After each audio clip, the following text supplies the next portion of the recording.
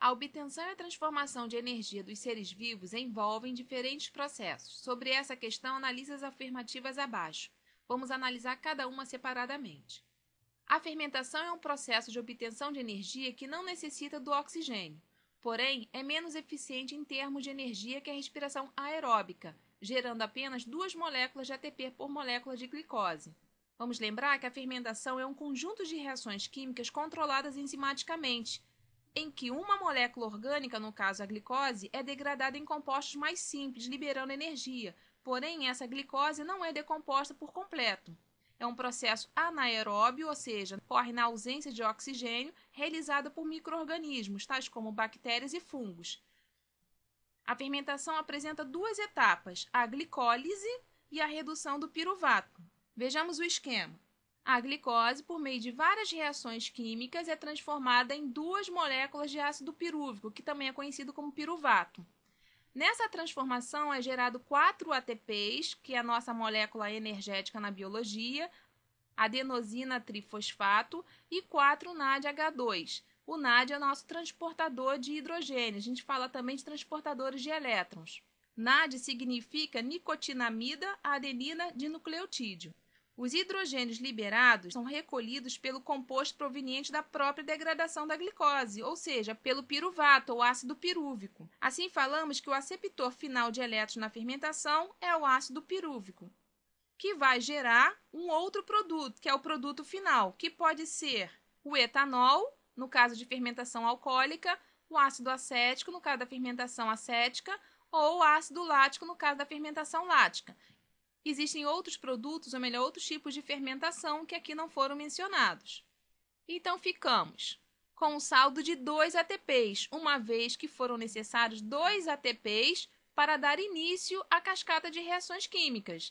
Então, de 4 ATPs produzidos na glicólise, 2 foram consumidos, ficando um saldo de 2 ATPs. Já na respiração aeróbica, ou seja, na presença do oxigênio, vamos ter a participação de um organóide ou uma organela chamada mitocôndria. Nesse processo, a glicose é metabolizada por completo, por etapas, que é a glicólise, que é comum à fermentação, ciclo de Krebs e a cadeia respiratória. Sob a ação de enzimas, de forma sequenciada e programada, a molécula orgânica é fragmentada em moléculas cada vez menores, liberando energia em fluxos, digamos assim, sucessivos. Essa energia é recolhida e acumulada em moléculas de ATP. O ácido pirúvico, na respiração aeróbica, é transformado em acetilcoenzima A, que no ciclo de Krebs vai fazer com que haja liberação de mais hidrogênios. Esses hidrogênios liberados tanto na glicólise como no ciclo de Krebs vão para a outra parte da mitocôndria, na crista mitocondrial, no processo chamado de cadeia respiratória.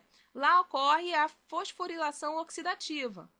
Na fosforilação oxidativa, os hidrogênios liberados nesses 2 processos mencionados, glicólise e ciclo de Krebs, são recolhidos e passam por uma cadeia de citocromos, onde os elétrons passam de um nível energético mais alto para o mais baixo, liberando energia que é captada pelo NAD, adenosina difosfato, que armazena em uma nova ligação química com um fósforo inorgânico, formando o ATP, adenosina trifosfato.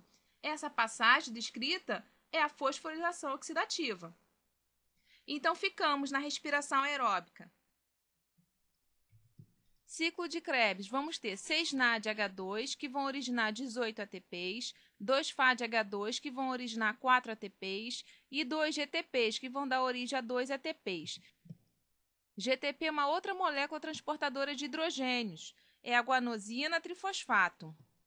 Esses ATPs foram gerados na cadeia respiratória, que com mais 2 ATPs da glicólise, vamos ter uma média de 38 ATPs, alternativa correta. A fotossíntese e a respiração são processos antagônicos, ou seja, enquanto um processo executa uma determinada função, o outro faz essa função ao contrário. Enquanto o primeiro produz matéria orgânica, com armazenamento de energia e liberação de oxigênio, o segundo utiliza essa matéria orgânica e consome o oxigênio com liberação de energia. Então, temos aqui uma planta representando os seres eucariontes e, nesse caso, é um eucarionte fotossintético, que transforma energia luminosa em energia química, energia das moléculas. Então, produto da fotossíntese temos matéria orgânica, a glicose, por exemplo, e a liberação de gás oxigênio. O produto da respiração após consumir essa matéria orgânica, utilizando o oxigênio para liberar essa energia, vamos ter o gás carbônico e a água. Esse gás carbônico é utilizado na fotossíntese para produzir a matéria orgânica.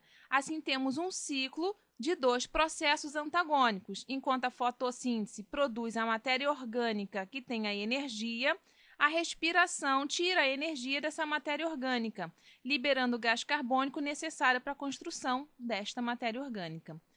Alternativa correta.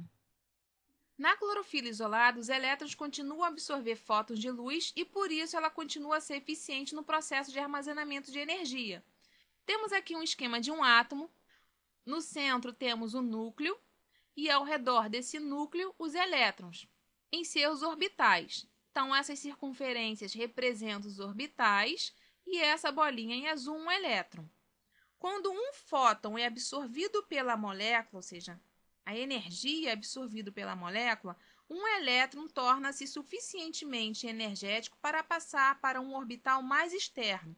Diz-se, então, que a molécula passou de um estado de repouso para o estado excitado. Então, quando esse elétron recebe energia, ele passa para um outro orbital mais externo. Quando ele retorna ao orbital anterior, ele libera essa energia. E se a energia for liberada em forma de calor ou luz, no caso fluorescência, a clorofila retornará ao estado original de repouso e a energia absorvida do fóton não terá sido utilizada. Ou então, quando essa clorofila está dentro do cloroplasto de uma célula, a energia pode ser capturada para a formação de ligações químicas, como ocorre na fotossíntese através do processo de fotofosforilação cíclica e acíclica. Então, quando a clorofila é isolada, vamos mostrar aqui um esquema de um experimento e um tubo de ensaio, e exposta à luz, irá fluorescer, aqui no caso, emitindo o comprimento de onda do vermelho, o que sugere que a clorofila seria apenas a molécula que capta a energia luminosa. Então, essa alternativa está correta. Próximo item. A primeira etapa da respiração aeróbica é praticamente idêntica à fermentação, com rendimento de apenas 2 moléculas de ATP e produção de ácido pirúvico. Bom, realmente, a fermentação tem um rendimento apenas de 2 moléculas de ATP e a produção de ácido pirúvico. Até aqui tudo bem. Só que dependendo da fermentação, esse ácido pirúvico é transformado em um produto final, ou etanol, ácido acético ou ácido lático, como já visto no primeiro item. Contudo, a primeira etapa da respiração aeróbica não é idêntica à fermentação. Tanto na fermentação quanto na respiração celular, ocorre a glicólise, que é a primeira etapa, tanto da fermentação quanto da respiração. Porém, a fermentação não se reduz apenas à glicólise. O ácido pirúvico ou piruvato é transformado em etanol, ácido lático ou ácido acético, dependendo do tipo de fermentação. Já na respiração, o ácido pirúvico é transformado em acetilcoenzima A, que nas próximas etapas de ciclo de Krebs e cadeia respiratória vai gerar maior quantidade de ATP. Então, a fermentação é isso tudo. A glicólise mais a redução do piruvato. E a respiração celular é a glicólise mais ciclo de Krebs mais cadeia respiratória. Então, essa alternativa não está correta, está errada. Os seres vivos aeróbicos utilizam o oxigênio diretamente da atmosfera ou dissolvidos na água para converter carboidrato e outros constituintes celulares em gás carbônico e água com liberação de energia. Esse é o processo de respiração celular. Lembramos que é no processo de fotossíntese que ocorre a produção da matéria orgânica, base de alimentação de todos os seres vivos. Mas para retirar a energia contida nas ligações químicas dessa matéria orgânica, é preciso o consumo do oxigênio para muitos seres vivos, na realização da respiração celular. Então, o oxigênio deve ser consumido tanto por plantas ou animais, aqui representado pelo ser humano e um cachorro, para que ocorra a liberação da energia dessa matéria orgânica. Temos aqui a equação da respiração celular, demonstrando o consumo do oxigênio para a liberação de energia. Alternativa correta. Ficamos então, verdadeiro, verdadeiro, falso, verdadeiro, verdadeiro. Questão encerrada.